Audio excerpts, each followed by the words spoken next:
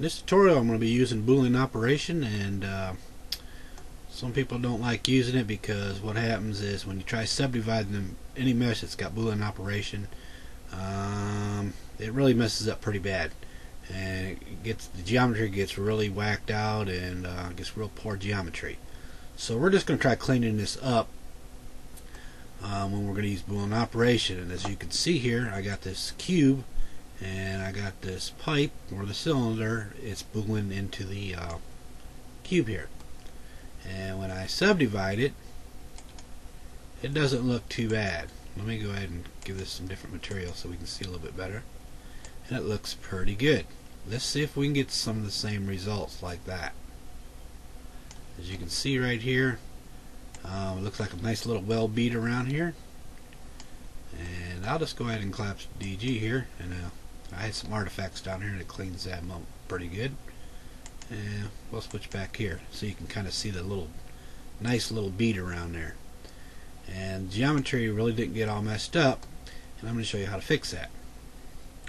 So let's just go ahead and hide that one, and what I'll do is I'll go ahead and select the cube here. Alright, then I'm going to select the cylinder. Let's go ahead and turn on our frames here so we can see what's going on. Let's give this 32 points, and we'll validate that. And what I'm going to do is I'm going to be using some hotkeys. You can follow here with the command viewer. Alright, and I'm looking at that little yellow cube in the middle, and I'm going to move it right to the corner right here. I'm not going to get precise on everything here, so let's bring it to this side over here. Like this is going to be the front anyway. Alright, then I'm going to tip it down, hold the shift key so it snaps in 45. I'm going to go back to the top view, and I'm going to turn it 45 by holding the shift key and snap that way. Alright, now I got something like this.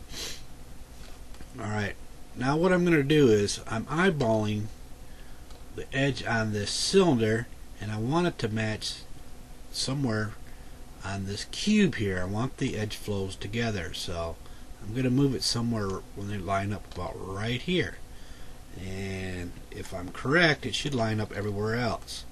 This is where one edge flows into the next edge. I'll control A this and show you what I mean. Is this edge here will flow into that edge there. Okay, this is what I'm looking for. The same way with this one here with this one here.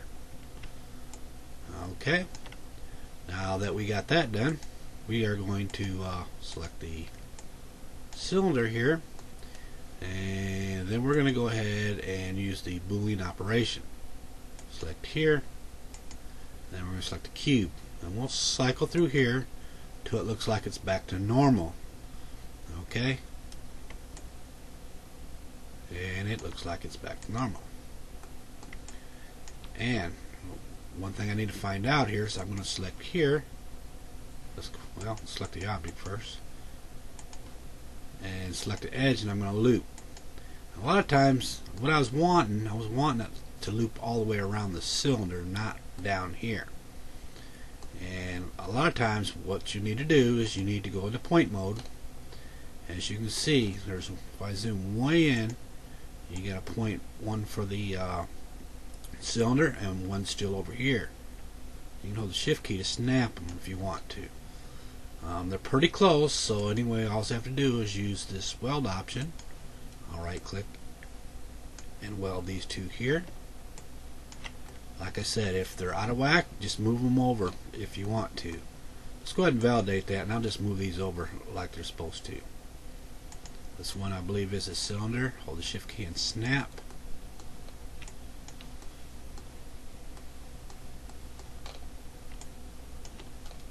And we'll do this one here. I'm grabbing the triangle right here, and I'm holding shift key and snap.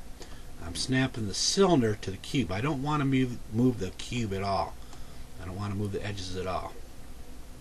So now let's go back and select here, right click and drag over them. Let's see what happens. I believe that's all one right now. Let's take a look. Alright, now both of them are moving. That's what I want. Alright, then we're going to go way back here and we're going to repeat the process. And I already did this side here, and when I select the edge down here and we'll loop it, it's going to loop all the way around. This is what I'm looking for. And when I get this far, I'm going to go to the edge tool and I'm going to use this split arrow here. Okay, and when I pull out, it's going to go up on top of the cylinder, one down in the cube. Now at this time, if I want to make a nice little weld bead, since it's right in the center here, I can actually scale it up just a little bit if I want to. Okay, I'm going to pause the video and save this and go into the next step.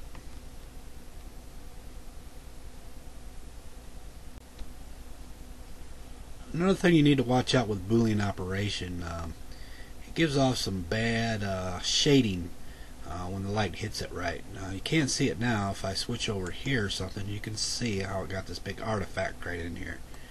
And you usually can fix that when you start protecting these edges. Okay, what I'll do is turn the edge mode back on here.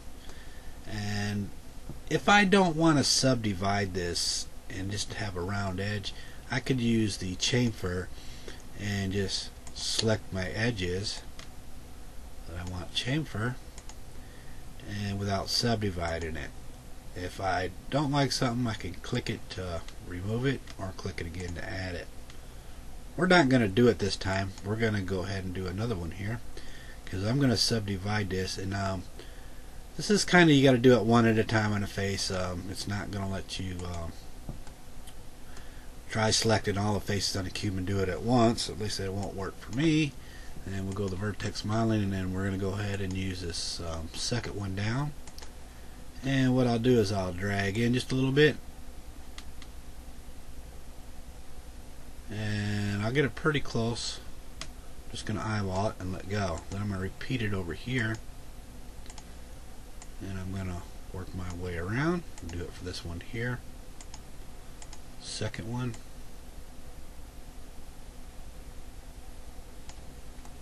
and I need to do it all the way around the cube here to make it uniform. Select here,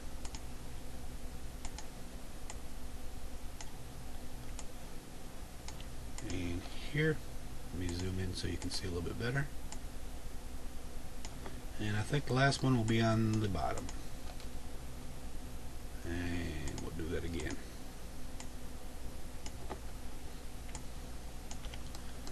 Alright, let's take a look when we subdivide it.